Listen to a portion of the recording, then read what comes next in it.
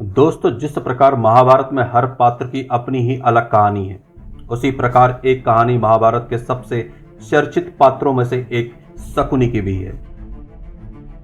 महाभारत होने के कई कारण रहे हैं। उनमें से एक प्रमुख कारण रहा है मामा शकुनी। शकुनी दुर्योधन का कान भरता था। शकुनी ही वो जादूगर था जिसके पासे उसके इच्छाओं के हिसाब से काम करते थे, और इसी शकुनी के कारण ही पांडव चौसर का विषाद हार गए। आखिर शकुनी के पासे उसके हिसाब से क्यों काम करते थे? शकुनी लंगड़ाकर क्यों चलता था?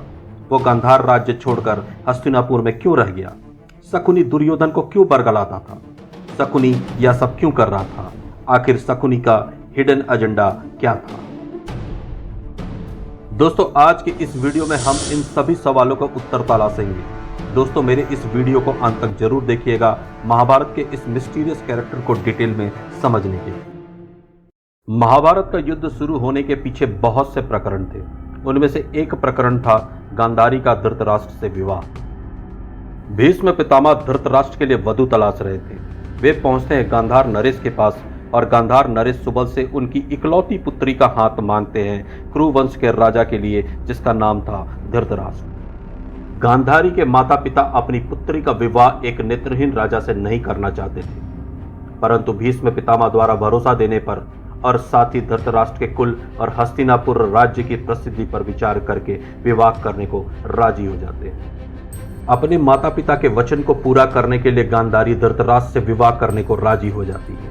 गांधारी अपने आंखों पर पट्टी बांधने का निर्णय लेती है ताकि वे भी अपने पतिदेव के अनुकूल ही जीवन व्यतीत कर सके, परंतु इस विवाह से शकुनी खुश नहीं थे। लेकिन शादी के बाद भीष्म पितामह को एक ऐसी बात पता चली, जिसके बाद भीष्म पितामह को ऐसा लगने लगा कि गांधार नरेश ने उनके साथ बहुत बड़ा विश्वासघात किया है।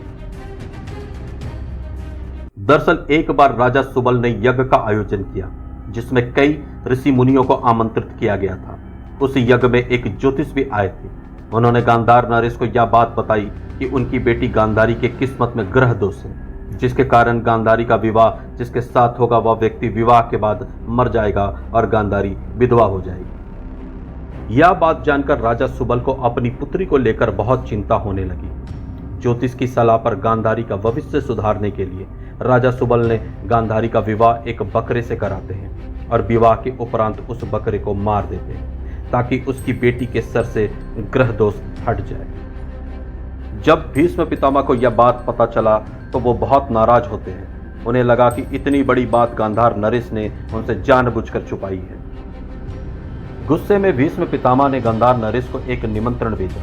वे गांधार नरेश से निवेदन करते हैं कि वे अपने पूरे परिवार के साथ हस्तिनापुर आए ताकि वे उनके पूरे परिवार का अतिथि सत्कार कर सके। निमंत्रण को स्वीकार कर गांधार नरेश पूरे परिवार के साथ हस्तिनापुर आते हैं। क्रोधित भीष्म पितामह सबको आते ही कैद करके जेल में डाल देते हैं। उस समय की यह प्रथा थी, जिसने भी आपको आमंत्रित किया है वो आपको जो भी भोजन परोसेगा और जितनी भी क्वांटिटी में परोसेगा उसे आपको ग्रहण करना होगा।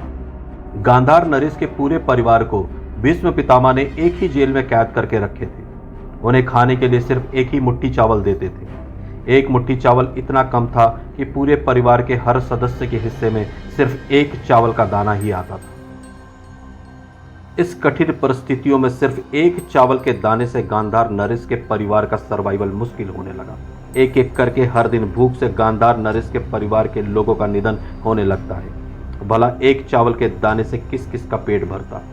यह सजा सोच समझ कर दिया गया था ताकि गांधार नरेश सुबल का पूरा परिवार नष्ट हो जाए। गांधार नरेश ने यह सोचा कि अगर उसने कुछ नहीं किया तो उसका पूरा कुल खत्म हो जाएगा। राजा सुबल ने एक निर्णय लिया कि एक दाना खाकर तो कोई भी जिंदा नहीं बचेगा, लेकिन एक मुट्ठी अनाज किसी एक को मिल जाए तो उसकी जान बच जाएगी और कुल भी। इसके बाद गांधार नरेश का पूरा परिवार मिलकर यह निर्णय लेता है कि वे लोग अब से मुट्ठी भर चावल गांधार के युवराज शकुनी को देंगे खाने के लिए। उस दिन के बाद से शकुनी जेल में बैठकर रोज एक मुट्ठी चावल खाता था और अपने परिजनों को मरता हुआ देखता था। आखिरी में जेल में सिर्फ दो लोग बच जाते हैं, एक शकुनी और दूसरा गांधार नरेश राजा सुबल। एक दिन जेल में राजा सुबल गांधार के युवराज शकुनी को अपने पास बुलाते हैं। आयु और भोजन के अभाव में राजा सुबल बहुत कमजोर हो गए थे। शकुनी राजा के पास आकर खड़ा हो जाता है। गांधार नरेश सुबल पूरी ताकत से शकुनी के घुटने पर लात मारते हैं और उसका घुटना तोड़ देते हैं। शकुनी दर्द से रोता हुआ पूछता है, पिताजी आपने मेरा घुटना क्यों तोड़ दिया, मेरा कसूर क्या है? राजा सुबल बोलते हैं कि पुत्र तुम्हारी कोई गलती नहीं है। मेरे मरने के पश्चात राजमहल के चकाचौंध में तुम अपना प्रतिशोध ना भूल जाओ, इसलिए तुम्हारे ये लंगड़ाते पैर तुम्हें पग पग पर यह याद दिलाएंगे कि तुम्हारे परिवार के साथ इस कारावास में क्या हुआ है।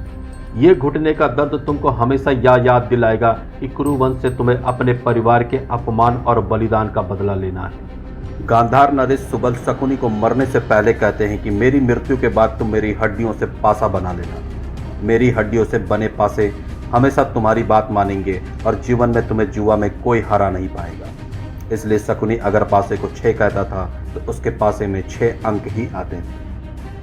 बीतते समय के साथ राजा सुबल कमजोर होते गए। उन्होंने भीष्म पितामह से विनती की कि वे शकुनी को रिहा कर दें। राजा सुबल ने वादा किया कि शकुनी हमेशा कौरवों के साथ रहेगा। पितामह ने राजा सुबल की अंतिम इच्छा मान ली और शकुनी को हस्तिनापुर ले आए। शकुनी कभी भी अपने परिवार का अपमान और बलिदान को नहीं भूला। शकुनी ने अपने पिता की इच्छा पूरा करने के लिए पूरी ताकत लगा दी। पांडवों और कौरवों के बीच जब जब चौपड़ का खेल हुआ, शकुनी ने अपने पिता के हड्डियों से बने पासे का ही इस्तेमाल किया। आखिर शकुनी यह सब क्यों कर रहा था? क्यों शकुनी पूरे कुरुवंश से नफरत करता था? शकुनी ने अपने पिता को वचन दिया था कि वह कुरुवंश का नाश करेगा। तिल तिल मरते उसके परिवार की यादें उसके दिल में शोले की तरह सुलग रही थी। उसने प्रण लिया था कि जैसे उसका परिवार खत्म हुआ है, वैसे ही वह पूरे कुरुवंश को भी खत्म कर देगा। महाभारत के युद्ध में शकुनी अंत तक जीवित रहा। उसने भीष्म पितामह को तीरों के सैया पर लेटे हुए आखिरी सांस लेते हुए देखा। उसने गुरु द्रोणाचार्य का कटा हुआ सिर देखा, कर्ण की मृत्यु देखी, अभिमन्यु का वध देखा, दुशासन का दर्दनाक मौत, पूरे कुरुवंश का विनाश, सब अपनी आंखों से देखा। लेकिन शकुनी मन ही मन बहुत संतुष्ट था, क्योंकि उसने अपने पिता को जो वचन दिया था उसे उसने पूरा कर दिया था और कुरुवंश से अपने परिवार के बलिदान का प्रतिशोध लेने में सफल हो गया था। महाभारत के युद्ध के 18वें दिन सहदेव ने शकुनी को युद्ध के मैदान में ललकारा। शकुनी ने सहदेव पर तीरों की बौछार शुरू कर दी। शकुनी जानता था कि उसका अंतिम समय आ गया है। अंत में सहदेव ने शकुनी का सर काटकर उसे मौत के घाट उतार दिया। शकुनी अपने कर्तव्यों का पालन करते हैं, अपने पिता को दिया हुआ वचन पूरा करते हैं। इसी वजह से ऐसा माना जाता है कि इतने पापों के बाद भी मरने के पश्चात शकुनी को स्वर्ग की प्राप्ति होती है। दोस्तों, ये थी शकुनी की कहानी। अगर आपको वीडियो अच्छी लगी हो तो कमेंट बॉक्स में ज़रूर बताएं। और दोस्तों, वीडियो को ज़्यादा से ज़्यादा शेयर और लाइक करें। और अभी तक आपने अगर चैनल को सब्सक्राइब नहीं किया है तो इसे सब्सक्राइब करें।